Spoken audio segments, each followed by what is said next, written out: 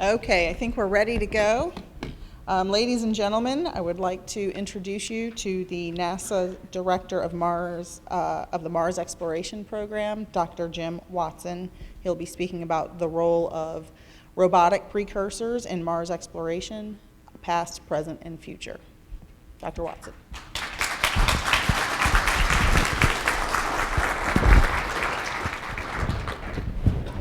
Thank you very much. So, I am from NASA.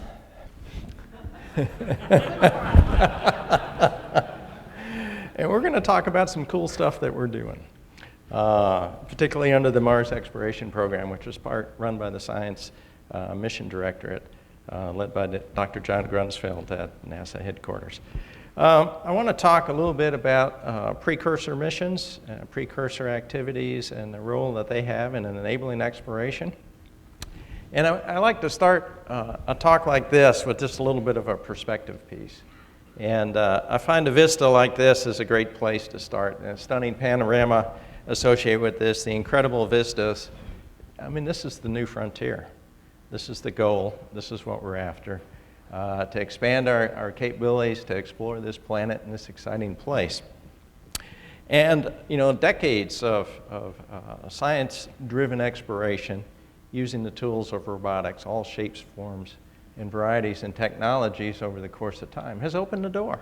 We know a lot about this planet. We know a lot about how it works, how it functions. We know about its history, its geology, and we're learning about life and the history of life, the potential for life on the planet here. We're learning about the technologies. We're learning about how to go to Mars, how to explore Mars, and then we need the next step, how to learn how to go back and forth. And we're working on that. So this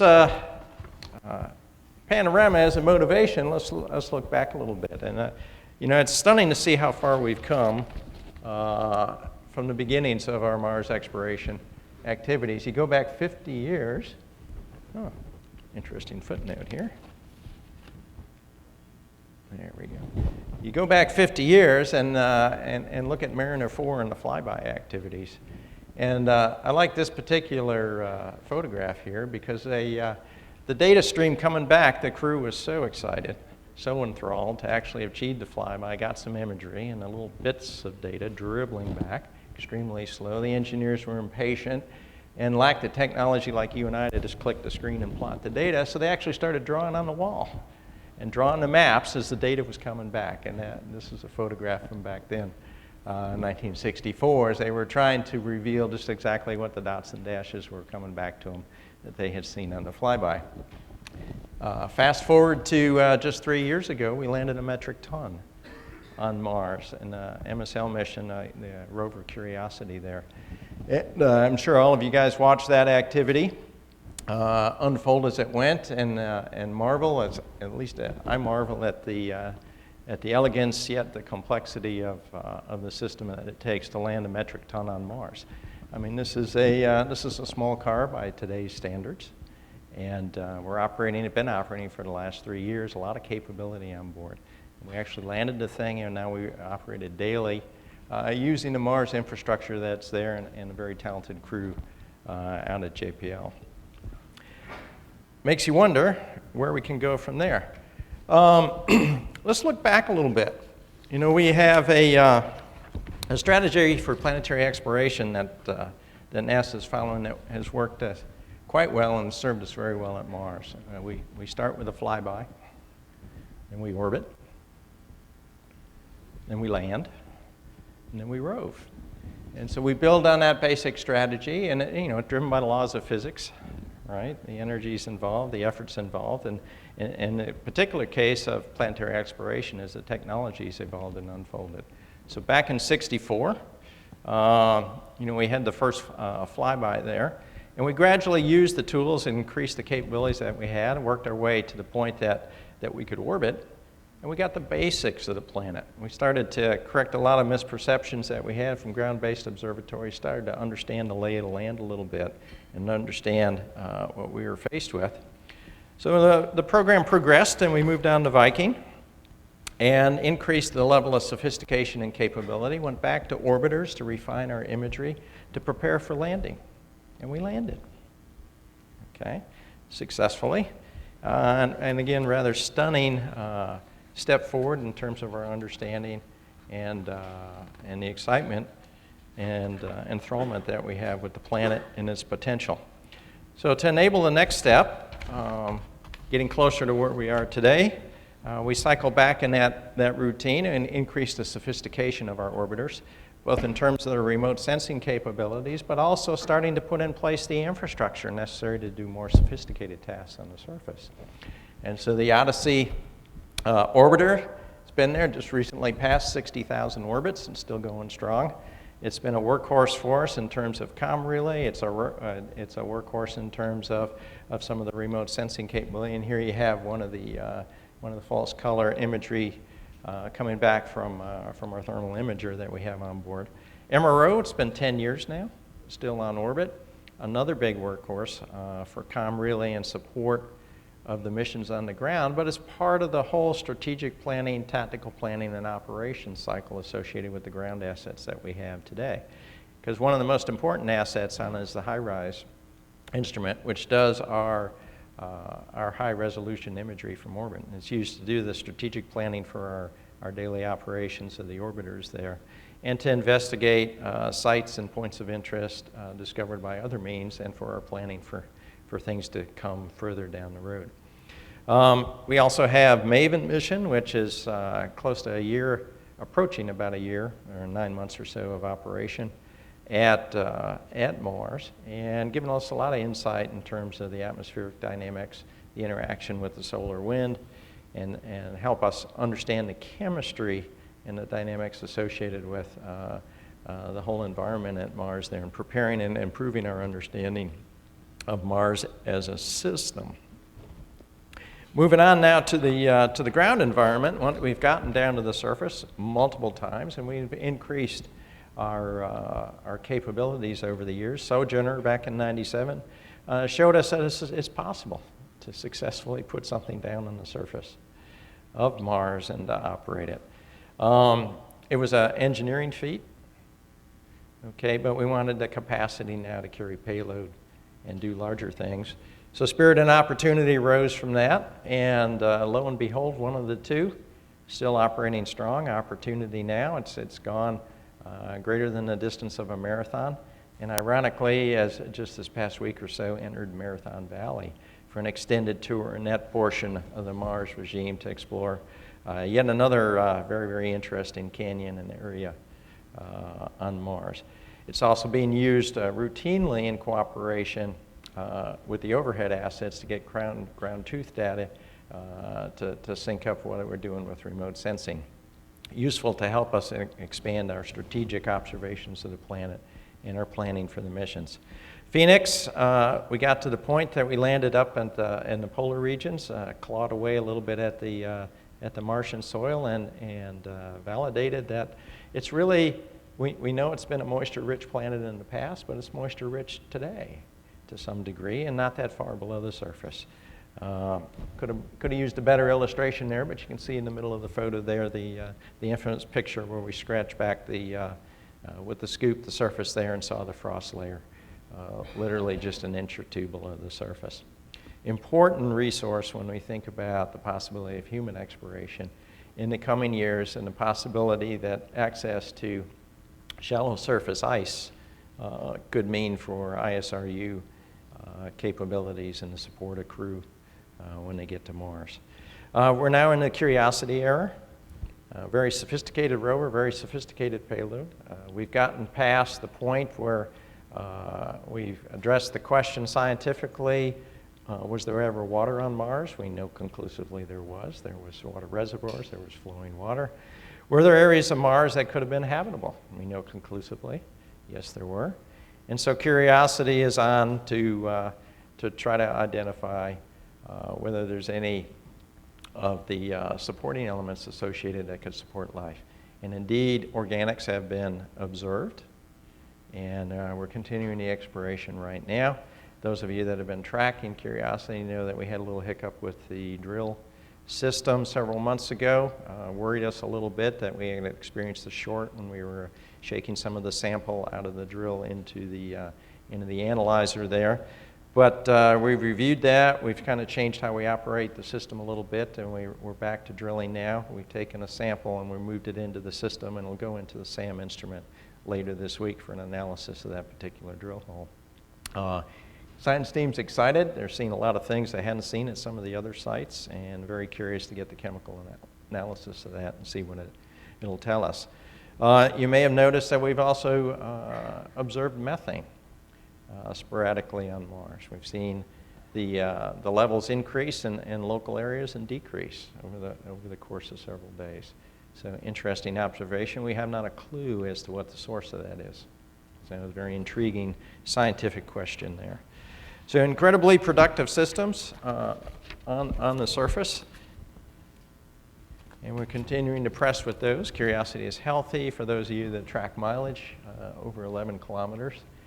We had a long roving period to get from the landing site to the areas that were most scientifically intriguing, but we're there. And we spent a lot of time exploring some of the geological formations there. And we're moving on now because of the recognition that the organic residue or remnants, past history of life, are very susceptible to damage from radiation bombardment over the time scales of millions of years. So we're now starting to look in areas for particular kind of outcroppings where the erosion and geological activity of the planet may have exposed in more recent years, relatively speaking, some of the rock formations and where we may be able to access areas that are relatively pristine from a radiation damage perspective in our sampling and in our analysis. We've become pretty good at operating in around Mars. Which is indeed, when you look at the track record of attempts there, is rather impressive. But we now operate our systems much longer than designed and anticipated. We've stretched and expanded their capabilities, the creativity of the ops teams and the engineering teams to do things that beyond what they were originally intended. And I think today we can somewhat confidently say the systems we send, we can successfully operate, and we can operate them with longevity, which is extremely important if we're going to expand our exploration capabilities at the planet in the future. Speaking of the future, Mars 2020 is the next thing in the hopper for the Mars exploration program. And this particular mission now is the first step and the highest priority that we're now pursuing, and that is the pursuit of bringing samples back home and putting them into more sophisticated labs that we can avail ourselves of here on Earth. We can only package so much capability into a small package that we can run automated on Mars. We can do far more sophisticated things with the evolving tools in microbiology arena if we get the samples back here on Earth. So Mars 2020 is going to not only do in situ science and continue to expand some of the observation capabilities that we have there, but it's also going to drill and cache samples for future return in upcoming missions. So this has been a priority of the science community for quite some time, and a goal and objective actually for decades, and has been codified, if you will, in terms of the goals that we now have for the program in terms of one of the highest priorities, scientific priorities of the agency. We also, as Bob mentioned, you have an ISRU and technology demonstration payload package on board the rover to demonstrate that you indeed can, in the Martian environment, produce oxygen from the environment, in this case from the atmosphere.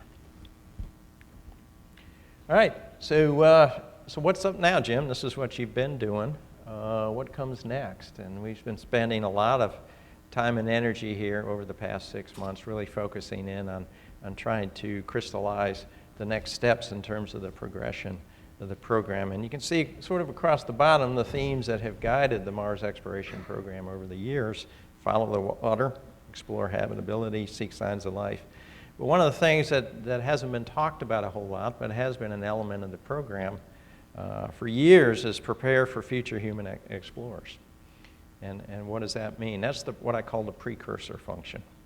And the precursor activities that the robotic systems perform not only bring knowledge back for the scientific ventures that they are focused on in the individual missions, But they teach us about the environment, they teach us about the engineering, they inform us in terms of the limits of the technology and how we could expand the technology for larger and greater systems. Beneficial to the program itself, but beneficial to others when we look at expanding NASA's capability in the human exploration. So we went through an activity as we look at the upcoming years here and what's next, what's the most sensible thing to do in cooperation with the Human Exploration Directorate and the technology folks here, kind of standing back a little bit from what's been accomplished in the Mars exploration program and said, hey, just what have we learned? What have we learned in this case? This chart attempts to summarize, what have we learned from the science investigations in particular? Well, we've learned a lot about the Mars environment. We've learned a lot about the Mars resources, both very, very important knowledge points, core knowledge points, if you're going to actually spend some time at Mars and support a crew, and Mars habitability. You know, you go through each of the boxes on the charts here, the geodesy, the geography, the atmosphere, the thermal conditions, the radiation environment, all areas that we now have a pretty good understanding of on the planet. Mars resources, subsurface ice. You know, folks have talked about pulling oxygen out of the air, the need to create water, but I think there's been a growing recognition of if we could access the concentrated resources just below the surface, it really would move the game forward substantially there. So there's a growing interest to understand really how low latitude can I go and get to reasonably close to the surface, frozen resources in any kind of concentration that we could use. We've seen what appears to be surface and subsurface flows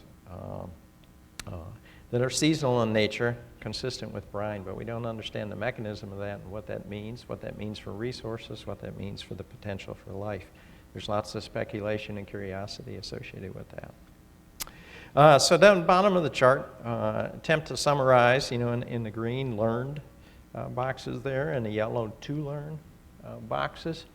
Sort of the stepping stones from what we've learned and where we need to go, and recognition that there's more to do, there's more that precursor robotics could do to help inform and move the human exploration initiatives forward. There's been a whole bunch of questions about the environment, and those are codified in what we call SKGs, knowledge gaps associated with Mars exploration from the human element there. And almost all of those can be addressed robotically, answer those open questions. There's interest in Phomos and Deimos. Will there be a stepping stone architecture to get down to Mars, or will human exploration go directly? Certainly, all of the questions and interests on those can be accommodated with robotic elements, many of them in conjunction with missions that are focused specifically on Mars. To learn in terms of resources, it's the location and abundance of the resources that would be meaningful and useful for a crew. And in terms of the habitability, of course, the question of life, the question of safety for the crew, safe in terms of back on Earth, in terms of the return aspect of the flight. And are there toxicity concerns associated with crew habitation? All samples contribute to answering those questions. Engineering feed forward from the robotic missions. Look at that perspective there. Entry, descent, and landing. Wow, what an accomplishment to put a metric ton, but we know the limitations of that too. We've done some studies within the program in terms of what we could do to stretch the capability of the architecture that we used for MSL, and we're confident we could double that mass, maybe even triple it. But that's sort of the limit at the physics that you can push with that particular architecture. Human exploration are calling for much larger systems, and so the entry, descent, and landing phase element of the mission, a lot of interest from an engineering perspective in exploring some alternative means, one of which is the supersonic retropropulsion and how that might contribute. We're very interested from a robotic perspective in that technology because one of the things that we're faced with on all of the missions, and one of the reasons that Curiosity spent its first year traversing a considerable distance across the planet, are the landing ellipses, the error bands associated with our landing capabilities on Mars. And we have huge errors that are introduced due to the fact that we use parachutes for the supersonic descent phase. Substituting supersonic retropropulsion allows us to now talk about precision landing. which really ups the game for robotic exploration, particularly for the things we're thinking about in terms of sample return. Can I bring my return vehicle, if you will, in close to the samples that we will have acquired and cached on Mars 2020 in order to bring them home? And that's an essential element for human exploration, to repeatedly land in the same place, bring the resources and supplies and vehicles and crew into the same area. So a lot to do in that area, and robotic precursors will undoubtedly pave the path in that technology area there. Designing for the Martian surface environment, the ISRU technologies to get them to the point that they are automated and reliable and can run for years and years and years, like the air conditioner at your house. You don't worry about it. We will most certainly use robotics to expand those technologies, to prove them, and probably to emplace them and put them into operation. Operating on Mars itself, the infrastructure that we've come to depend on, the Mars relay, the communication relays that we use on all of our orbiters that we fly, and on many of our international partners these days, we supply them with the capabilities that we use for COM and COM relay there, need to be expanded when you look at human exploration. And they need to be refreshed and renewed to support the robotic operations that we have planned in the system. Orbital rendezvous at Mars will be important for the human element, and be an important element of Mars sample return. So you can start to see a theme here as we pursue the scientific objectives, and particularly the highest priority ones that we're looking at right now and planning for Mars sample return. You go through many of the steps, many of the learning processes associated with what's going to have to be routine when we send humans to Mars. And therefore, the precursor functionality of our science mission starts to become more and more apparent and more valuable to the agency as a whole. Many of these precursor functions, which some advance, as I talked about the technology, some advance our understanding, our system engineering knowledge, if you will. But many of these, most of the most important ones, actually have to be done at Mars, or most relevant if you do them at Mars. And it kind of gets to the point of let's get on with it. Gaining round-trip experience, travel to and from Mars, likely first be accomplished with the sample return objective that we have, guiding the science program, the Mars exploration program at NASA. There's a lot that intuitively one will gain from that experience, not only the ability to land on Mars, but now the ability to leave Mars and return to Earth. Been a lot of architectures explored in the past, and we're looking for the simplest and most straightforward ones now in order to move on with implementation. But we're doing it with an eye towards expanding the knowledge and helping to enable the human exploration folks in terms of the system understanding that they need to develop their larger systems that they have in mind. Performing extra reconnaissance, performing prototype plans for ISRU, advancing the EDL cause and technologies, gaining experience with ascent from Mars, they all come part and parcel associated with the sample return functionality. So I am anticipating and looking forward to moving on with that particular challenge there, and continuing to have robotic precursors open the doors for future human exploration. Focusing in more specifically, what are we looking at in terms of what comes on the heels of Mars 2020? Some of you probably noticed, if you've been following the program, we focused in on the orbiter, the need to refresh the infrastructure that is now approaching a decade old by the time we get 2020 there, a decade and a half old by the time we get on to the sample return mission, 2 decades old. The risk is too high. The likelihood that those will not be there to support us is just be growing too high. And we need to seriously think about refreshing the infrastructure associated. That is the first step of the next aspect of Mars exploration. We do that in a way where we increase the capability while we refresh the infrastructure. We'll have set the first milestone in place to support human exploration as well. So we're looking at an orbiter that carries advanced comm capabilities. We're looking at an orbiter that has propulsion systems such to give us the flexibility to move around the Mars system, potentially do reconnaissance at the moons if the agency requires that, but then come down into low Mars orbit to support the missions on the surface that the science activities require there. They give us the capability to rendezvous and capture the samples launched once from the surface in order to encapsulate them and prepare them for the return trip home. What happens then in terms of whether that particular orbiter is used to do the transport function or somebody else does the transport for us is still in the trade space. But the orbiter appears to be the next logical step for us in terms of the Mars exploration program. We've engaged the science community now to help look at how we would exploit an orbiter with those engineering capabilities, if you will, in terms of furthering the remote sensing and other scientific goals associated with the program. In the end, I want to leave you with the message here that Mars robotic precursors have been and will continue to be at the forefront of exploration at Mars. We've learned so much, but that's only revealed that we have plenty more questions to answer. And when you look at the larger picture of enabling a larger exploration movement, I think the precursors will be pivotal in being a catalyst to help get that moving and focused in on the larger questions associated, particularly with round-trip travel back and forth.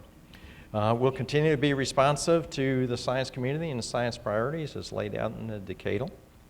We'll be addressing the key needs and risks associated with preparing for human exploration, as I touched on there. And I believe will be a catalyst for focusing the early stages of that activity. At least I hope it will. And will provide key risk mitigation and experiences in Mars that are essential to build the confidence that the agency needs in order to prepare for future human exploration. So bottom line is science-driven. Robotics has been extremely productive over the past several decades. We're doing very well right now. We intend to expand on that. We're working on our plans for the next steps associated with that. And we think it's really going to be important in terms of helping the human exploration movement get more focused and catalyze the first steps of that associated with Mars directly. I want to leave you with this last image here before we go to a few questions. I think, again, I opened up with an image here, but, astronauts were, of course, at the moon. There's the Apollo 11 footprint. And our proudest son on the planet right now, Curiosity, has left its print on Mars and continue to leave quite a few more as it rolls on. Robotics will continue to lead the way in the exploration of Mars and open the doors for future exploration. Thank you very much. If you have any questions.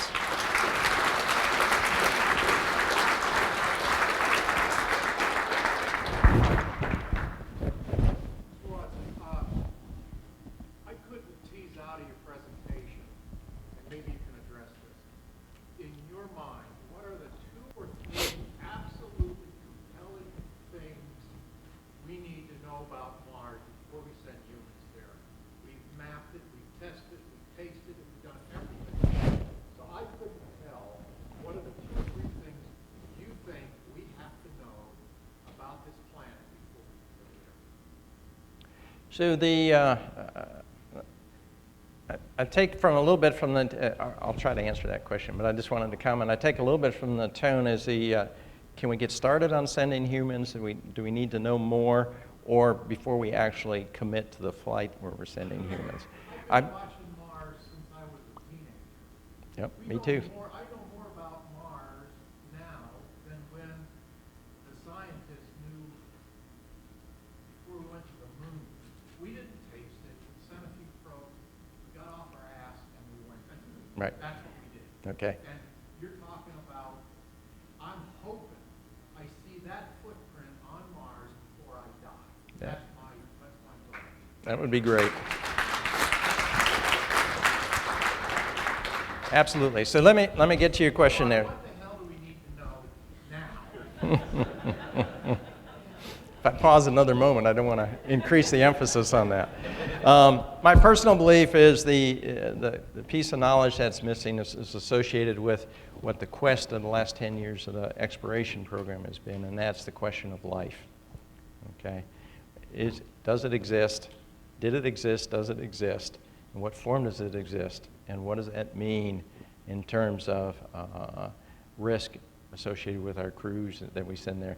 When we went to the moon, there was a consensus of the science community that that was devoid of life. That was not in the risk matrix associated with the planning there. There were a lot of big technology steps that needed to be taken, but there really wasn't a scientific consensus that indeed it could be harboring life when the crews get there. There were precautions taken in case they were wrong.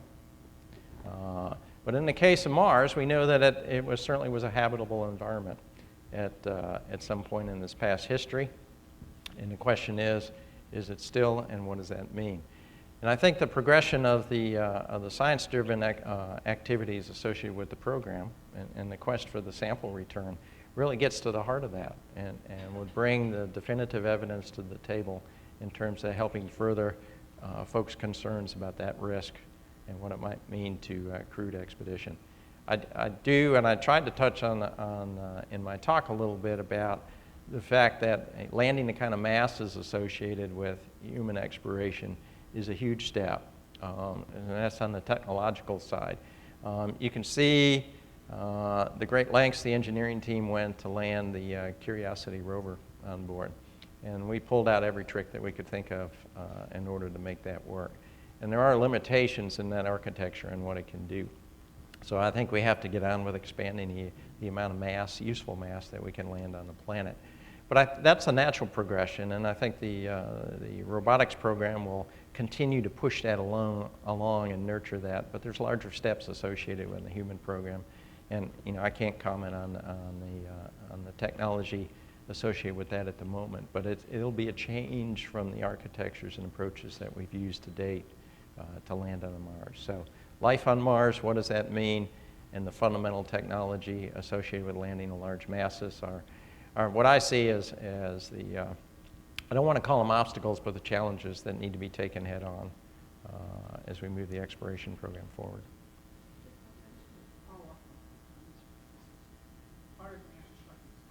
Okay. Are you saying that we shouldn't go to Mars until we've proven that there's no life there? No, I didn't say that.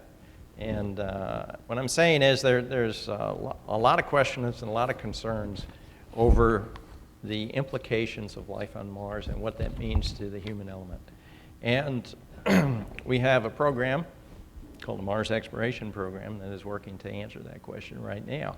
And I think having answers to that question would go a long way to dispelling some concerns and some of the risks that have been put out there, whether you believe they're founded or not, associated with exploration on Mars, and remove an obstacle that's in the way of that activity progressing as fast as possibly that it could.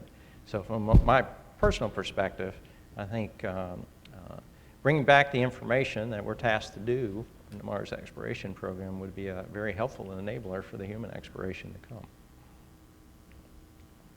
Yeah, I mean, John Rummel has dragged me onto more Mars protection panels than I like to remember. But, I mean, forward contamination, I think, is an issue as respect to the scientific, contaminating the scientific mission. Correct. The reverse contamination, the notion that we're going to give Bob a disease like that has been assessed and is negligible. One of the amusing things is that from Phoenix, I guess you probably know all the way back to Allen Hills, that the public, your customers, nothing excites them more than the notion.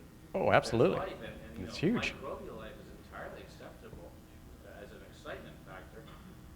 We've been, especially when those of us who do a lot of talking to the public, have been really very constrained by this notion that curiosity is not only for life, but looking for habitability, which is sort of an indirect way of getting around this notion that we might disappoint the public. But I noticed you've said life several times. You had life on your 2020 mission slide. Is this now changing? Are we now going to look for life? Is that the goal? Well, to find life per se is a very, very difficult task on its own, right? So all of our experiments, our mission designs are focusing on finding evidence of past life, ancient life. It'd be a more definable task, a more scopable task in the pursuit of that. But there's a growing recognition, and in the pursuit of looking for evidence of ancient life, the possibility of finding extant life is there, right? And so we don't discard that. We don't push that to the side. That's part and parcel of the activity. But the focus of the mission design and the mission operations is on looking for the signs of ancient life. But as we come to learn that the planet may very well have been habitable over very large regions, right? Very, very large regions over a significant portion of the history. The environment was there. It's looking more and more like all the chemical building blocks were there. And the science community moves on in terms of thinking about what the possibilities were. And we go in with our eyes open on that as we continue to move these missions forward.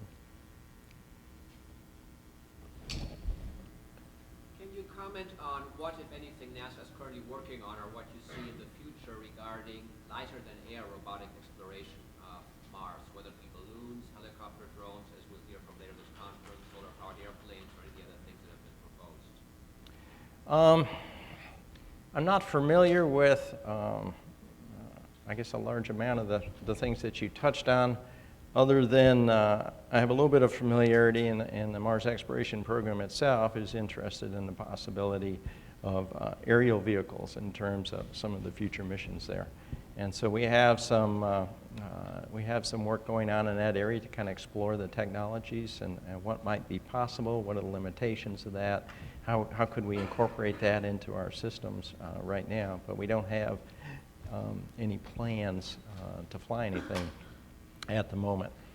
But certainly if we could access ourselves to more rapid mobility and more rapid tactical reconnaissance, tactical meaning on the planet nearer term kind of reconnaissance, it would help our mission operations. Mission operations are tediously slow right now, and we're limited by our ability to know what's over the next dune, if you will, in terms of planning the operations there.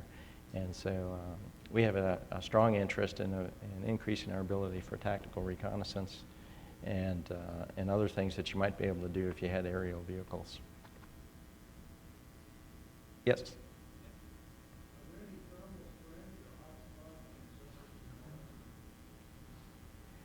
Not that I am aware of, but that doesn't mean it's not true. I'm not aware of any. How well off now is the future landing site of Mars? Like, do you have like 50 plus locations, 10 plus locations? Future rover missions where you can limit your lane to each one that will only work for a human landing? Okay. The landing site selection process that we've used in the past and we're using for Mars 2020 evolves over the course of several years. So what we do is, with the objectives of the mission, we reach out to the science community for proposals in terms of regions of Mars based on their knowledge and understanding of the planet that might best suit meeting the mission objectives that we stated for the mission. So in Mars 2020, we just recently had the second landing site workshop.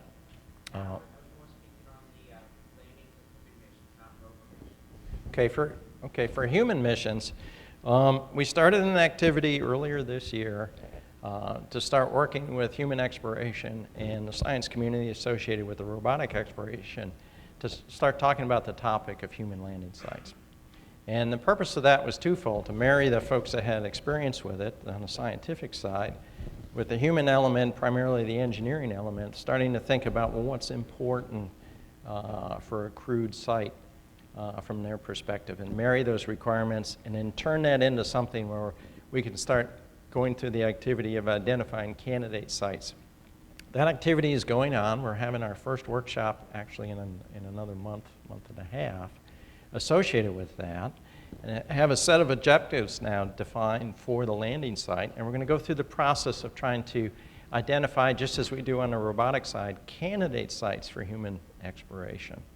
And then if those sites, we don't have the data for that, the remote sensing, then we'll authorize tasking MRO, the high-rise camera, to take the reconnaissance data necessary to get more surveillance on those sites and bring the data back to the community.